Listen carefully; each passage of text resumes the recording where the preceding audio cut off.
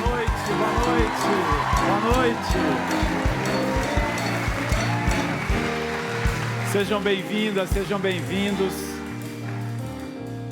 O corpo do bailarino é simplesmente a manifestação luminosa da alma.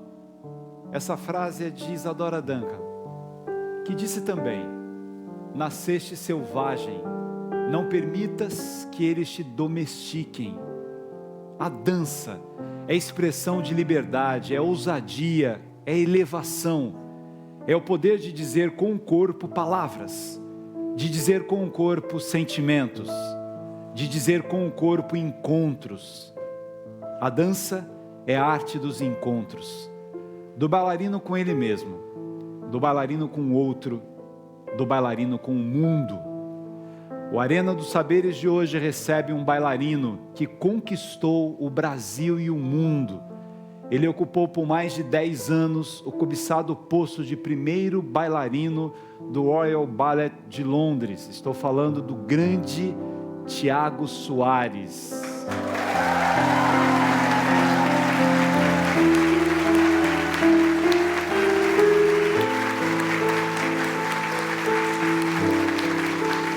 Nosso outro convidado também é um conquistador de mundos. Ele é embaixador da Unesco para a sustentabilidade. É artista, médico por formação, designer, ambientalista. Seu trabalho expressa um profundo compromisso com a preservação das águas, das florestas e com a proteção dos povos originários. Seja bem-vindo, Oscar Metsavati.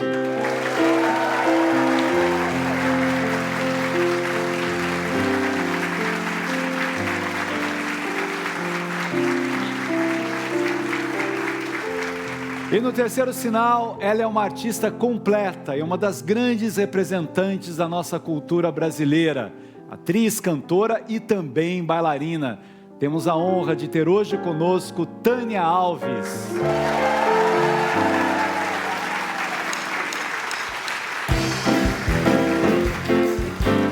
Moro num país tropical, abençoado por Deus e bonito por natureza.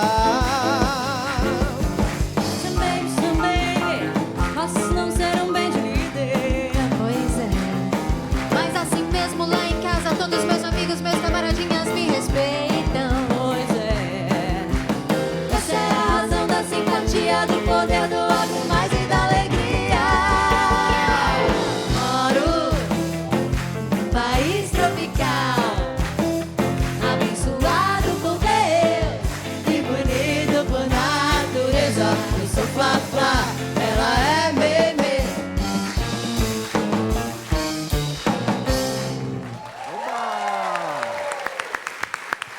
Essa é a nossa banda, Arena dos Saberes. André, vamos aplaudir aqui. Eduardo, Beto, Julie, André, Laura. Obrigado, Oscar. Obrigado, Tiago. Uma honra receber vocês aqui, coisa boa. Prazer estar aqui com você. Eu falei direitinho do bailarino quando eu comecei, Tiago? Imagina. Fiquei tão preocupado Imagina, assim, né? pô. Tiago, Foi lindo assim, o que você falou. o homem que conquistou o mundo aqui, Uma né? apresentação dessa, eu quase levantei e dancei. Não trouxe sapatilha, então vou deixar para a próxima. Onde nasceu isso, Tiago? Onde nasceu a dança em você? Olha, eu fui apresentado a dança em Vila Isabel. Eu Terra boa. Vila Isabel, 28 de setembro.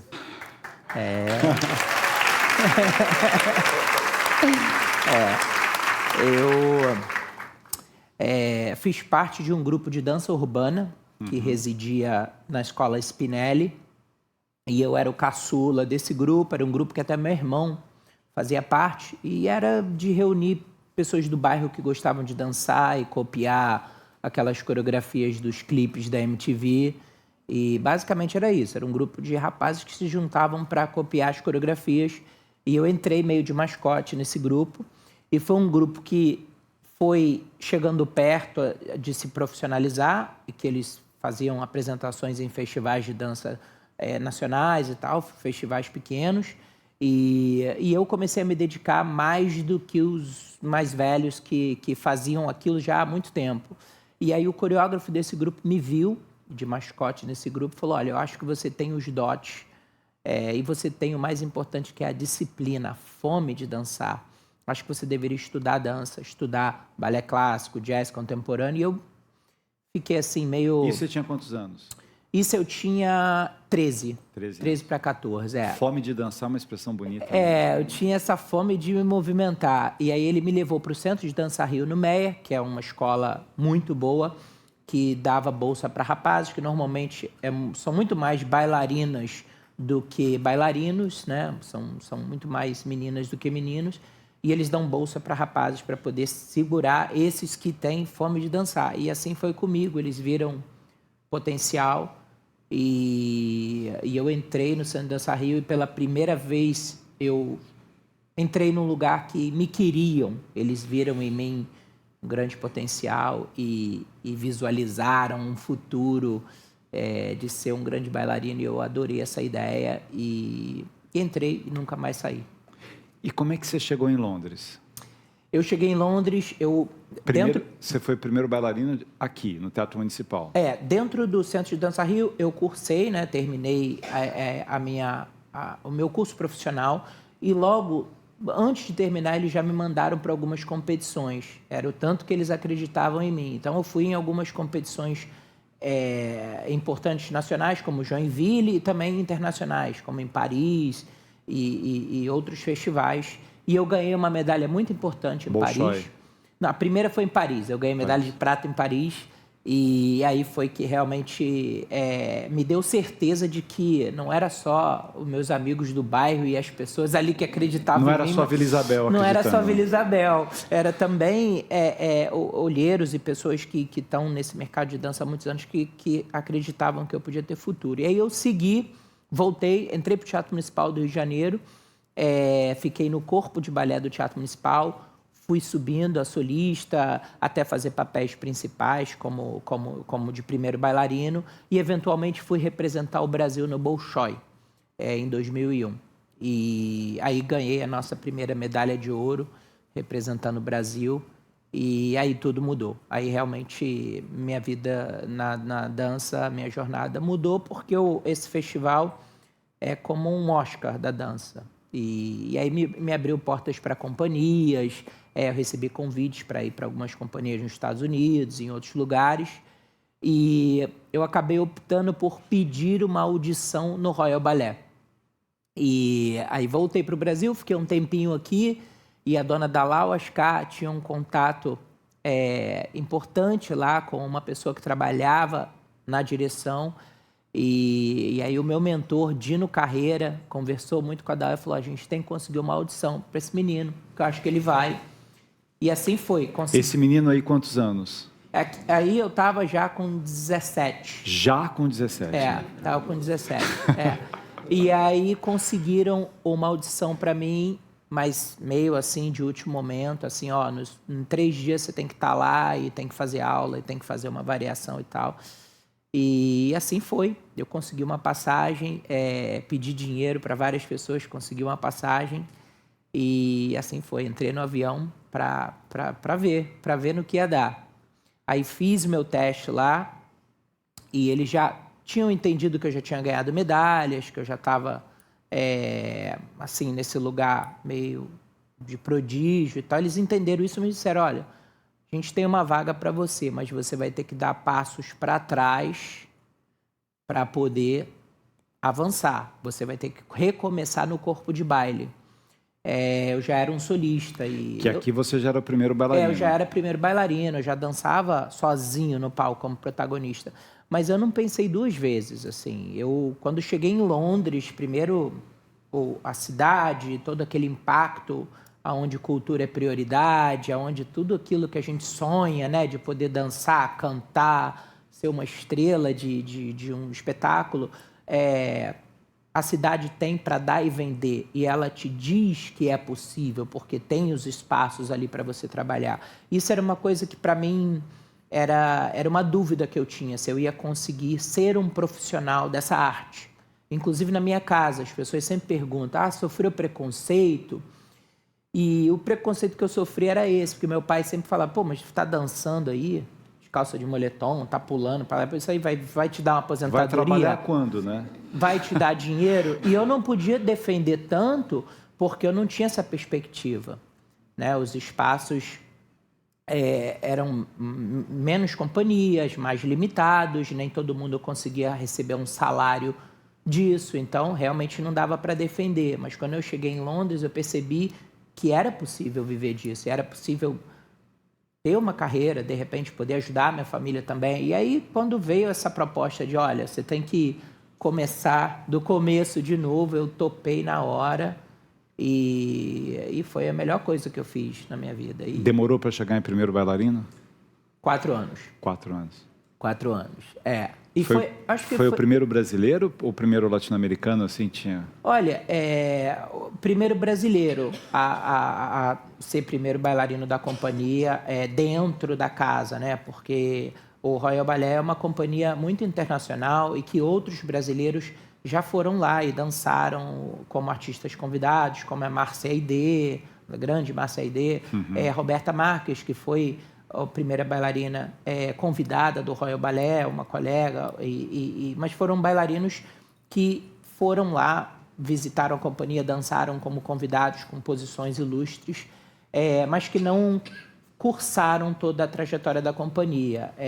Eu acho que a minha jornada lá teve um diferencial muito interessante, porque eu comecei de baixo, eu tive a oportunidade de entender o que a companhia tinha de tradição, qual era a minha qualidade e o meu diferencial, porque nós, brasileiros, que a gente vai se forjando artista, a gente às vezes não se dá conta que é uma escola incrível que a gente tem aqui, porque a gente vai aprendendo de várias frentes e de várias formas e temos vários mentores. E isso dá uma riqueza também na sua formação. E eu fui entender isso lá, até o próprio hip hop, as danças urbanas, capoeira, coisas que eu tinha visitado, eu fui perceber que fazia um diferencial positivo nas criações que eu fazia parte, e eram qualidades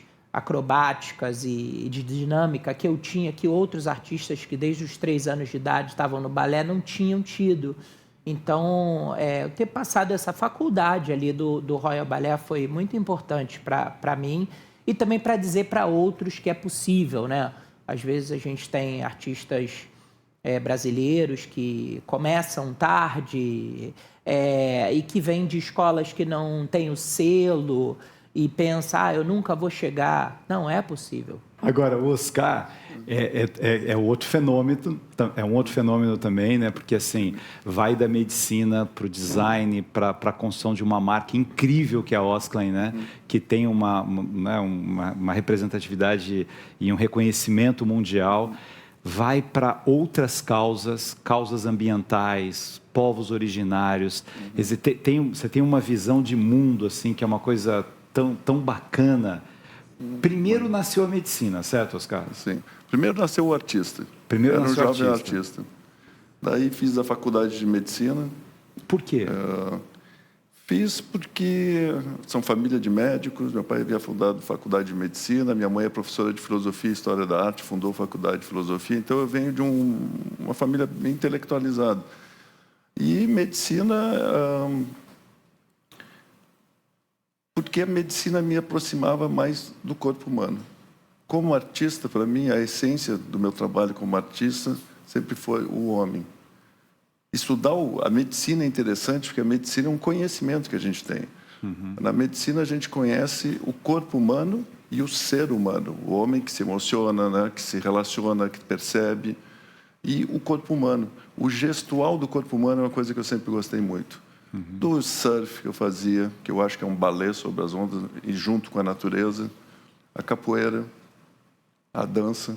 Eu acompanho dança culturalmente na família, eu acompanho dança desde então, dança clássica. Isso que nos aproximou. Eu gosto muito da estética do gesto do corpo humano. Que seja numa pincelada, né? Que seja num movimento, que eu falei, da capoeira ou da dança. E que engraçado, né? Moda, todo mundo acha que moda é muito distante da medicina, né? Que a medicina é muito distante. Moda são duas coisas principais. É criar uma camada física, né, que envolve o corpo para protegê-lo do frio, do calor, do vento, etc., né, para nos proteger. Isso é uma coisa, é o design puro. Design de moda é quando nós criamos uma camada imagética, cultural sobre um corpo humano, aonde daí vem arte. Na outra vem o design. A camada cultural sobre o corpo, aquele corpo que se expressa, se movimenta.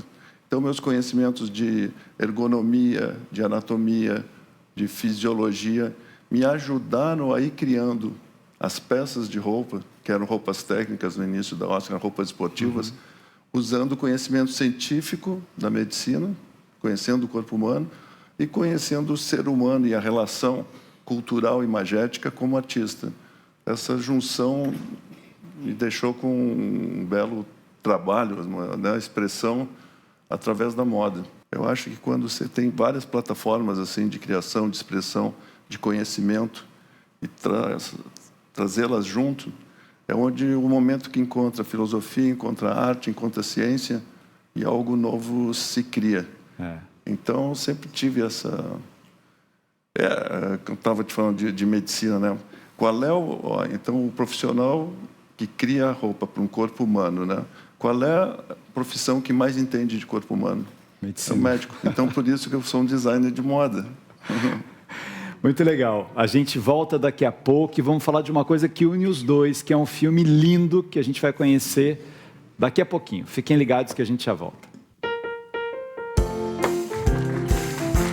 Não posso respirar, não posso mais nadar. A terra está morrendo, não dá mais pra plantar. E se plantar não dá, se nascer não dá. Até pingada boa é difícil de encontrar. Isso aqui tá muito bom, isso aqui tá bom demais. Alegria pra quem entra, mas quem tá dentro não sai. Vou me perder, me afogar no seu amor. Vou desfrutar, me lambuzar esse sabor.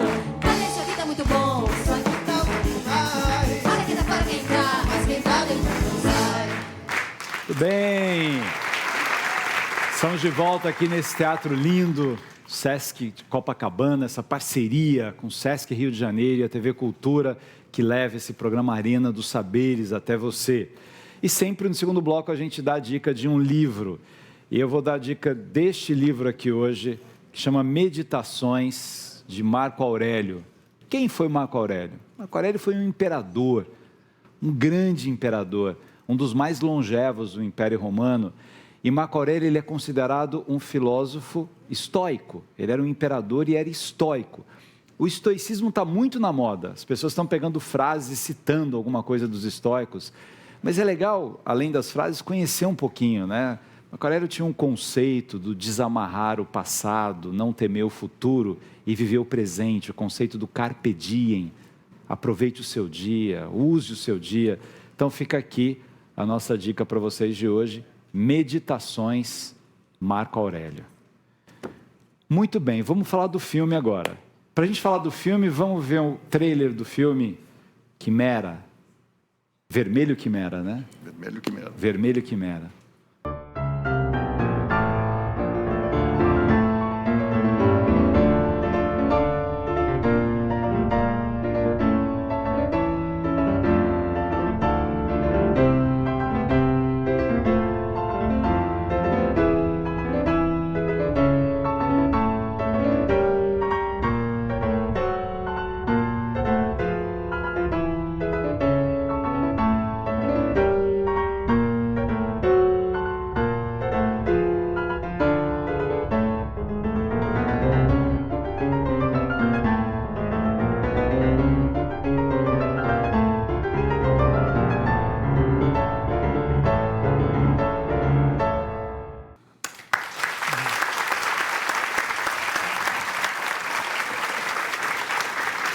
É lindo de ver, né? E é tão bacana, um filme que fez tanto sucesso, que já teve em tantos festivais internacionais, é um filme sem palavras e que diz tanto. Como é que nasceu a história do filme? Olha, esse filme, ele não era para ser um filme. Originalmente, eu tinha vontade de coreografar uma versão moderna do Pássaro de Fogo. E eu comecei fazendo um estudo coreográfico. No estúdio mesmo, criando movimentos e criando posições que visitavam a ideia do Pássaro de Fogo, e comecei a mergulhar um pouco mais na história. Eu adoro essa ideia do Pássaro de Fogo original, que é esse personagem aristocrata que está em busca desse pássaro que é tão belo que dá vontade de tocar, mas se você tocar, ele fere a sua mão. É tão belo de olhar, mas se você olhar demais e fixar o olhar, ele cega. Então tinha uma poesia ali entre algo irresistível, mas que também é uma cilada, que eu queria visitar aquilo. E comecei a fazer um processo de workshop e queria encontrar uma pessoa que tivesse essa voracidade, esse abandono do corpo e que tivesse o viés da atriz. E vi algumas pessoas, tentei convidar algumas pessoas para fazer alguns testes e tal, e eventualmente eu vi a Lana Rhodes, que é maravilhosa. Que é maravilhosa. Eu vi ela fazendo Macunaíma com a Bia Lessa. Uhum. E eu vi a presença da Lana em cena e percebi que ela tinha algo que esse trabalho pedia. E aí entrei em contato com ela, a gente fez alguns encontros e tal. Eu falei, olha, eu quero embarcar nesse desafio. E ela topou, com a grande artista que ela falou, cara, eu topo, eu tô interessada. E a gente começou a fazer esse estudo coreográfico, eventualmente gravar e eventualmente visitar isso como espectador. E aí que veio a curiosidade de talvez que isso pudesse virar um filme pela intimidade que as coreografias tinham. E aí eu convidei o Oscar, falei, Oscar, eu tenho esse trabalho, que eu estou trabalhando nisso e eu acho que a gente tem alguma coisa aqui. E mostrei para o Oscar, e o Oscar... E aí, Oscar? Pirou. Nós já vimos... Mas imagina, né? Quando o Thiago voltou para morar no Brasil, a oportunidade de encontrá-lo algumas vezes, e a primeira coisa que ele fez foi, uma vez, ele foi fazer um ensaio dele, e eu, no final de tarde, estava lindo, a luz da janela entrando assim, e eu levei minha câmera e comecei a fotografar o ensaio dele, para pegar exatamente ele alguns sozinho. Momentos que eu acho ele sozinho. E o resultado foi interessante. Fizemos outros trabalhos, né? Nós fizemos dentro do meu estúdio de arte, tinha minhas telas em branco ainda, que estavam encostadas na parede, assim. O Thiago veio e começou a dançar. Daí eu olhei, já tinha pensado nisso. Eu joguei luzes e ficou um solo dele, um solo assim, sem música, sem nada, só o gestual, super minimalista, lindo. As sombras que aconteciam sobre os quadros foram como pinturas. Daí fotografei aquele momento. Então a gente foi se conhecendo muito. Imagina, é um prazer ter a oportunidade de você capturar a imagem, né? Eu gosto de fotografia, gosto de filmar, gosto de pintar, esse gesto que vem de um movimento dele. Quando o Thiago veio me falar, você viu com essa visceralidade dele, esse entusiasmo e a riqueza dessa obra do Igor Stravinsky, que é o Pássaro de Fogo, né? E a forma como ele interpretou e quis expressá-la, convidando a Lana, eu achei... que riqueza que vai ter de gestuais, de beleza, de momentos. São momentos interessantes durante o filme, né? E o mais interessante, não tem fala. Tem uma coisa muito interessante no filme, que é a relação desses personagens, que os dois têm um segredo. Os dois gostam da dor e têm uma relação muito íntima com a dor, onde eles dividem só um para o outro isso. E eu acho que o balé, na essência, é uma arte muito linda, lírica, leve, mas que ela é casada com a dor. Porque se você não entende que você vai sentir dor e tem que ser um processo de você entender e negociar com a dor, você não consegue fazer isso. Então, eu queria que esse DNA tivesse dentro desse filme, e eu acho que eu encontrei motivos ali, encontramos, né, motivos artísticos para visitar e brincar com isso. E é claro que, assim, a contribuição da Lana foi extraordinária, porque a Lana não é uma bailarina profissional, mas ela conseguiu... Ela conseguiu interpretar o personagem. Um personagem de tal forma que, assim, eu tive pessoas, amigos profissionais de dança que olharam e falaram, quem é essa bailarina? Eu falei, não, ela está incrível, ela está incrível. Eu falei, não, ela não é bailarina, ela é uma atriz, mas que dança também, mas que realmente ela se trabalhou muito pelo processo desse filme. E a ideia de trazer essa coisa da televisão, essa experiência que ela tem com os close-ups e como se portar com uma câmera, né, bem em close-up em você, eu acho que fez uma diferença muito grande para esse projeto. Ela me ajudou bastante e foi incrível. Aí entra no que você falou da dor, entra no... Porque, assim, para mim... passou muito uma dimensão do dual do humano, né? Até os dois, né? A dor e a alegria, o encontro e o desencontro. Sim. E a vida é isso, né? A dor, a experiência da dor, que é para o balé e é para tudo. Quem não consegue compreender a dor não amadurece, né? Sim. O Jung falava que a dor é quase que uma lâmpada de consciência. A dor me ajuda a pensar por que essa dor. Por que eu estou sofrendo isso? Por que eu estou sentindo isso? Né? E eu acho que o filme... trabalha muito com isso. Mas eu quero aproveitar o Oscar para um outro tema, que é da dança, da música, que é o tema da casa comum, que é o tema da natureza, que é tão interessante que parece que a natureza, ela também mostra que dói. Ela mostra que ela está sendo destruída, que ela está sendo desrespeitada, né? Mas parece tão difícil isso iluminar a consciência das pessoas. Às vezes você fica assim, eu fico com esperança quando eu vejo crianças muito responsáveis por várias questões da natureza, mas aí eu vejo outras pessoas, né, não acreditando nem em mudança climática, em nada do que está acontecendo, né? Que luta é necessária, Oscar? Primeiro, assim, entender quem cuida ama, né? Então, amar o próximo, amar a si mesmo, amar a natureza. Nós tivemos uma experiência agora durante a Covid, que a tese de Gaia, né, a teoria de Gaia, de que todo o planeta, toda a vida no planeta é interdependente.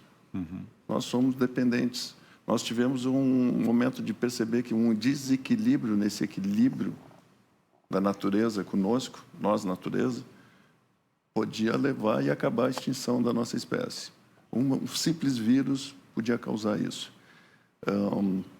É um momento que o homem está se virando mais para a natureza, até por uma necessidade, não pelo amor que tinha.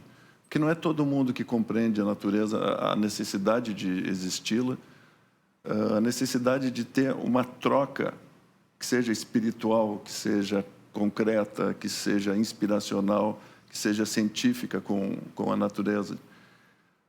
Ali na Unesco quer dizer Nações Unidas, né, para a Educação, Ciência e Cultura. É muito interessante. Ela toma conta do grande conhecimento da história do homem no planeta, né? Uma das coisas que se coloca muito assim é que vai cair no que sempre se fala é educação. É a educação. E a educação tem que vir com informação. Informação e também com participação. Então, quando você olha essas crianças que isso dá esperança, né? Dá esperança, mas não são todas as escolas que têm esse cuidado. E é necessário, e não só necessário porque a gente precisa cuidar do planeta, é necessário porque a relação como humano, o homem, com a natureza, que eu aprendi muito com os povos originários, né? Naqueles meus projetos com algumas etnias no Amazonas, rituais de dança, rituais de xamanismo e tudo que existe, o gestual, aprender a relação que eles têm com a natureza, de troca e não de uso dela, eu acho que a forma de ter é pegar essa cultura da natureza e difundir mais, e fazer com que tenham experiências de relação. Plantar uma semente, cuidar de uma plantinha crescendo, né? Cuidar dos animais, sabe? Ter esse cuidado.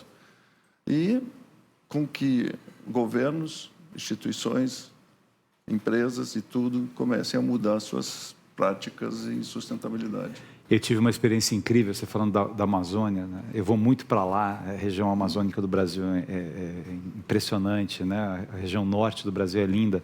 E eu fiz o último trabalho do Stan Lee vivo, né? O grande Stan Lee foi junto comigo, a gente fez um trabalho chamado Aliados da Amazônia. Incrível, ele tinha 93 anos, a gente teve uma conversa e ele dizendo o que ele queria, o que ele imaginava construir uma história amazônica, mas ele queria um escritor brasileiro. Aí eu fui para Manaus e fui imaginar as personagens que eu ia criar, porque ele queria um trabalho com super-heróis, né, amazônicos. E aí eu fiquei conversando com eles, tal, e eu vi que uma das conversas, né, uma pessoa de lá falou assim: Chalita, silêncio que tem o Irapuru cantando. Eu falei: ah, é? Ele falou: quando o Irapuru canta, os outros pássaros respeitam. Aí, claro que uma das personagens minha é o Irapuru, que é o Senhor dos Ventos, tal. E eu fiquei olhando a expressão dele de respeito pelo canto de um pássaro, e é um canto lindo, né, do Irapuru. Depois eu criei uma outra personagem que é a Vitória Régia, da água, um macaco que só tem lá o acari para falar do fogo, e a tartaruga gigante deles para falar da terra. São os 4 personagens que evitam a destruição que vem de Lamal, né, de lama. Tinha acabado de acontecer a história de Mariana, eu peguei a história da...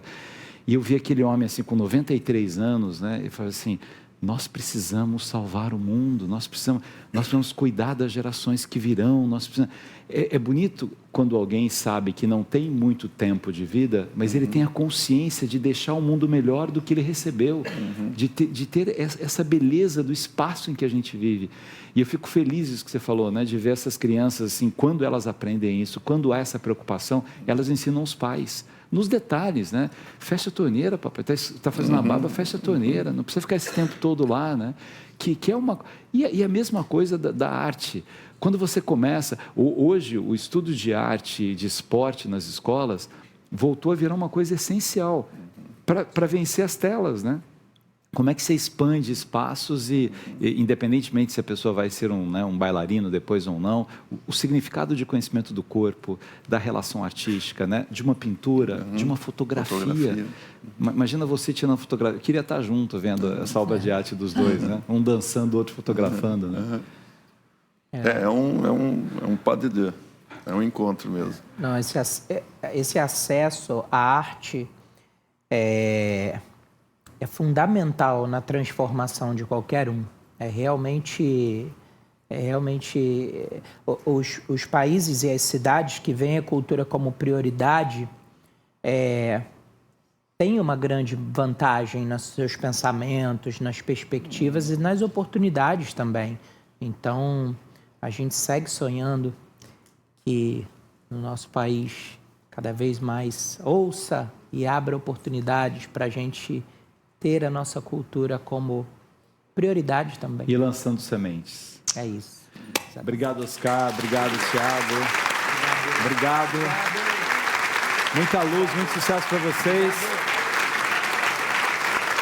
E daqui a pouco a gente recebe aqui a grande Tânia Alves. Um minutinho só.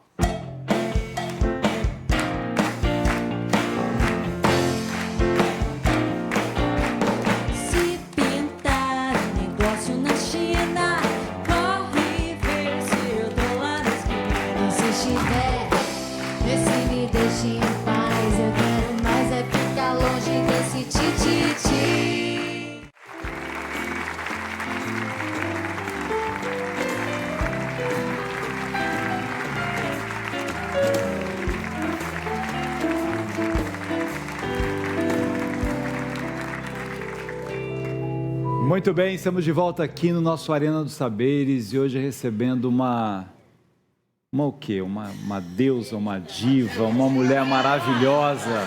Uma operária da Tânia arte. Alves, coisa boa!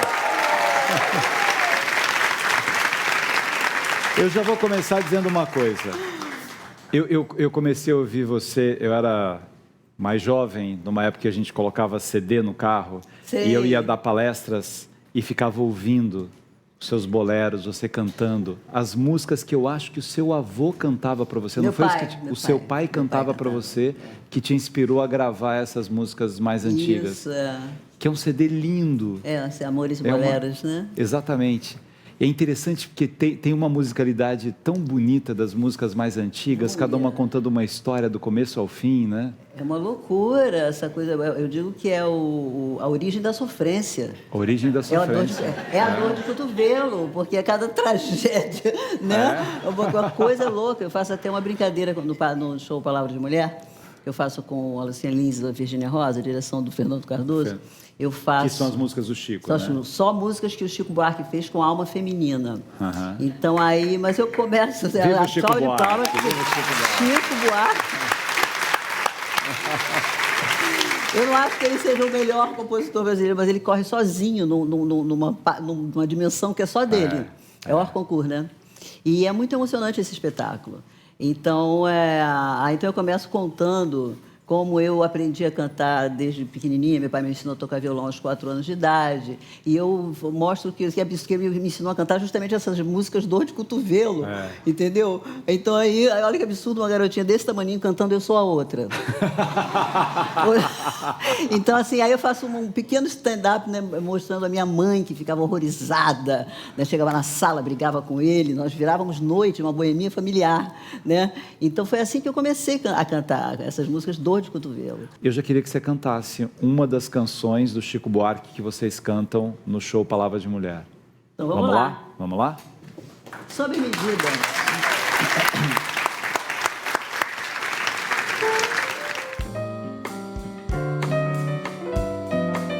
Sou bandida, sou solta na vida e sou bem mentida pros carinhos teus. Meu amigo, se ajeite comigo e dê graças a Deus. Se você crê em Deus, erga as mãos para os céus numa prece e agradeça ao Senhor. Você tem o amor.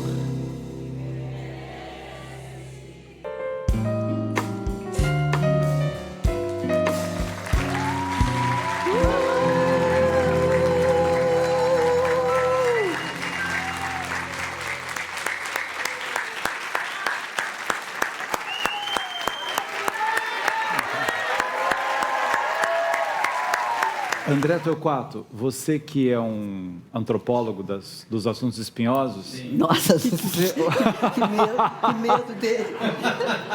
o que você acha das músicas de sofrência? Cara, eu acho que elas são necessárias. A gente precisa delas naquele momento que a gente está sofrendo. A gente põe no carro para ouvir, dirige chorando. Cura qualquer dor, a sofrência ela cura. É um exorcismo, né? Exatamente, Não, e tem é isso gente aí. que toma para tomar um drink, toma um drink ouvindo para chorar junto com os amigos, entendeu? Quando eu for fazer show no Nordeste, é uma coisa mais louca, porque as pessoas saem como se tivessem sido purificadas, porque eu canto meio que purificando esses sentimentos que as pessoas têm, e o artista, cabe a nós, a gente expressar, ser esse espelho, né? Então, quando eu canto isso, parece... Porque depois, quando as pessoas vêm do camarim, não vem algumas chorando, que lembraram do marido, do pai, da avó, sabe? Uma coisa assim... Porque a música tem uma memória afetiva linda, muito, né? muito. Nossa, a pessoa... eu ouvia quando era pequenininha, minha avó gostava de botar, não sei o quê. Entendeu? Cada depoimento mais lindo. E eu sou muito romântica, muito dramática, muito visceral. Então, quando eu canto essas músicas, eu me rasgo inteira mesmo no palco. E conto a história, conto o que eu estou cantando. Para que as pessoas entendam, entrem nessa Porque vibe. você é cantora e atriz, então você tem preocupação com cada palavra que sai, né? Não é a preocupação, eu quero que as pessoas entendam a historinha, porque eu percebo vários cantores de vários países que cantam as letras, né? Cantam a melodia, as letras, mas não dizem o que elas estão querendo contar, a historinha, entendeu? Como eu sou atriz, Eu acho que eu faço questão, a coisa do literário, da letra, é muito importante, entendeu? Então, eu gosto de contar essa história. E por isso que você tem um repertório escolhendo letras lindas, né? Você vai Sim. atrás dos grandes compositores que tem letra mesmo, Na né? verdade, que tem uma foi melodia. assim, um produtor, Marcos Menard, que me levou para cantar, me encontrou numa festa, falou, você que eu preciso para poder regravar em CD, porque nunca foram gravadas essas músicas de Dor de Cotovelo. Nunca tinham sido gravadas em CDs. Então, fiz a coleção Amores e Boleros. Isso, né? esse que eu ouvia sem parar. Exatamente. Então, assim... Sofrendo, dirigindo o carro e sofrendo.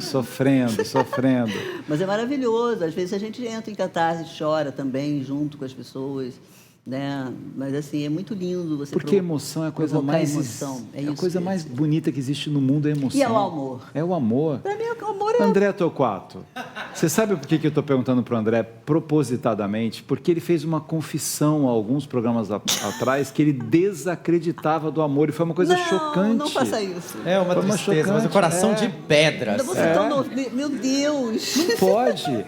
Olha, a Claudete Alves esteve aqui, Tânia, e a Claudete, né, com quase 90 anos, assim, celebrando, falou assim, não é possível, eu prossigo acreditando no amor e você, um menino... Mas é porque tá vendo essas músicas tudo de sofrência? Eu não quero sofrer mais. Não, mas tem a parte boa, quando você conta. Eu já me casei 5 vezes.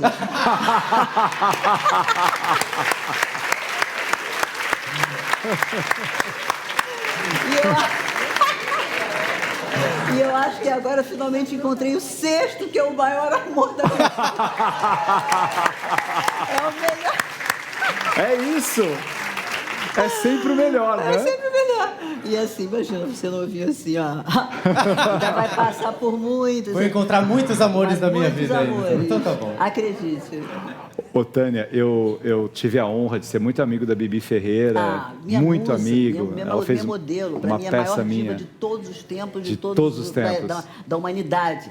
E ela casou muitas vezes. Muitas também. E ela, numa entrevista para mim uma vez, ela disse o seguinte, né? Falou assim, olha, eu não tenho problema de dizer que eu casei muitas vezes. Vou dizer uma coisa, marido é que nem peça de teatro. Quando não tem frequência, troca e põe a outra peça em cartaz. Grande Bibi! Para sempre, ela é minha modelo, Pra minha sempre. musa, quiçá. Eu cheguei, eu quando ia assistir o espetáculo, eu me atirava, beijava os pés dela. Não, para com isso, para com isso. E eu dizia, não, você, para mim, é maior. Que mulher incrível, né? Incrível. E que disciplina, que pessoa, né, Tânia? É assim que eu fiquei. Tudo, né? Aí fiquei ela que me ajudou a ser tão disciplinada também, com a minha ferramenta, que é o meu corpo e minha voz. Claro. Então, eu estou sempre pronta. Vamos de Gonzaguinha? Vamos! Gonzaguinha! Bora.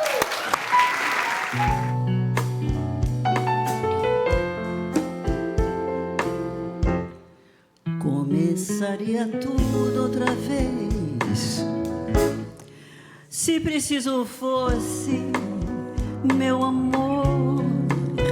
A chama do meu peito ainda queima, saiba, nada foi em vão.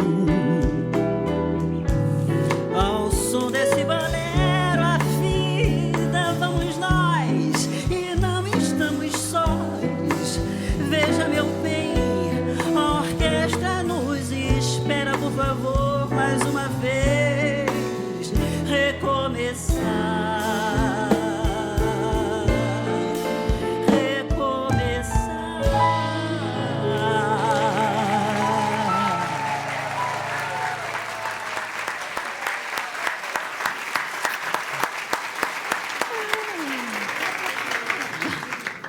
Gonzaguinha também é uma coisa extraordinária, né?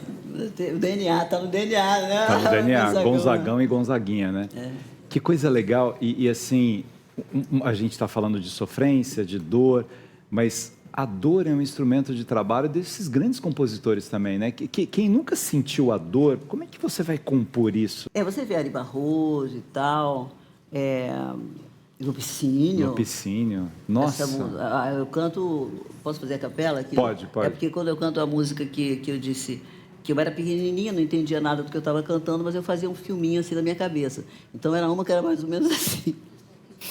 Atirei uma jovem ao rigor dos caminhos, a pisar sobre um manto de espinhos. Vejam só que maldade que eu fiz. E hoje, ao vê-la tristonha abatida, doente, cansada, ferida... Pode rir. Tenho dó dessa pobre infeliz. E o remorso que eu trago comigo transformou-se no meu inimigo, procurando matar o meu peito, a vagar como um louco morcego, procurando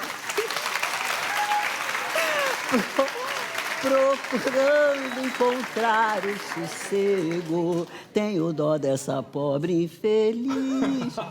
Aí falou assim, agora imagina... 4 anos.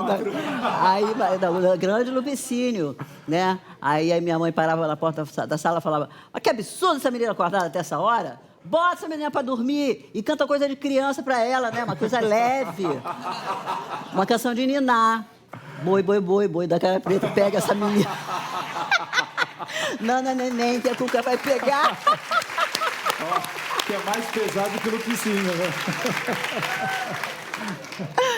Ai, meu Deus, a pessoa precisa sentir. Eu, na verdade, eu estava fazendo trio elétrico, eu fiz trio elétrico 3 anos só na Bahia. E aí foi que eu encontrei numa festa, mas eu mesma já estava sentindo vontade de cantar Sutileza, porque trio elétrico eu já cantei para 1 milhão de pessoas na Praça Castro Alves, é energia pura, é pau, pancadão, né? E aí eu estava sentindo, eu acho que era a atriz que estava... Porque ela para nascer pedindo, ali, ou renascer, pedindo coisas, né, mais sensíveis, de emoção, de sensibilidade, sabe? De contar histórias mais românticas, mais bonitas do que pula, só ficar... Tem uma coisa que você goste mais do que outra de cantar? Tem uma coisa assim que aqui eu fico mais plena nisso, ou você se entrega em cada momento do que você está fazendo? Eu me entrego em cada momento que eu estou fazendo, é a coisa que eu mais gosto, porque eu estou inteira ali naquele momento, inteira. Então, nada é mais forte do que aquilo. Mas, assim, por exemplo, palavra de mulher, eu posso ser várias mulheres. Uhum. Isso é um desafio maior. Eu começo cantando Funeral de um Lavrador, sabe? Com um atule preto, batendo cajado, assim, uma coisa assim. A capela também. Eu comecei como cantora lírica, e então, na minha adolescência, minha história é longa. Eu tenho 50 anos de carreira, entendeu? Então, é muita história. Coisa boa. Como é que eu sobrevivi até hoje? De tanta emoção, né? Foram muitas emoções. Como cantora lírica, não existia microfone naquela época que eu comecei, né? Era solista do grupo coral do Instituto Cultural Brasil-Alemanha. E aí a voz da gente tinha que ir na última cadeira.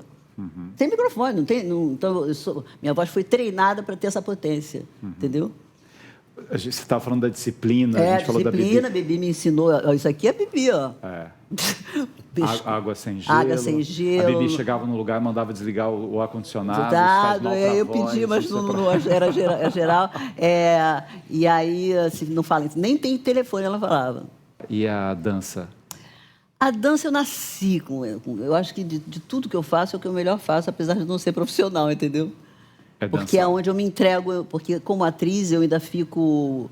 Tem um lado racional, de você estar consciente do que você está fazendo, entendeu?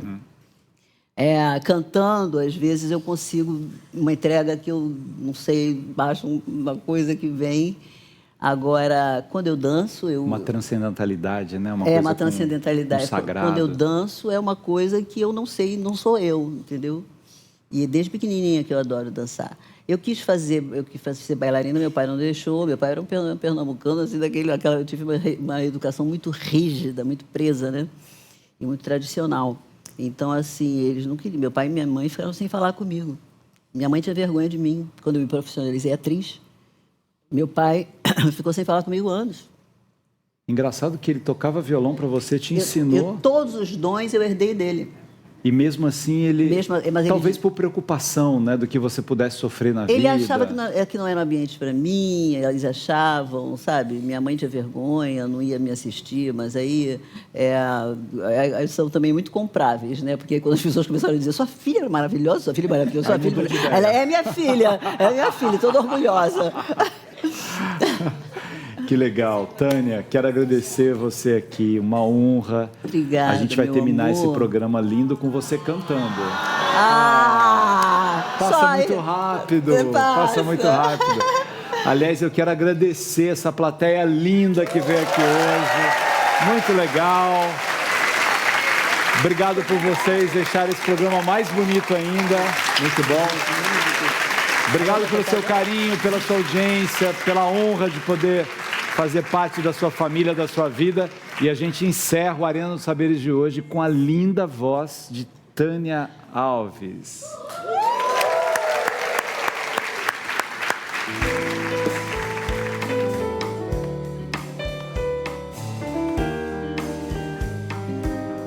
E por falar em saudade, onde anda você? Onde andam seus olhos que a gente não vê?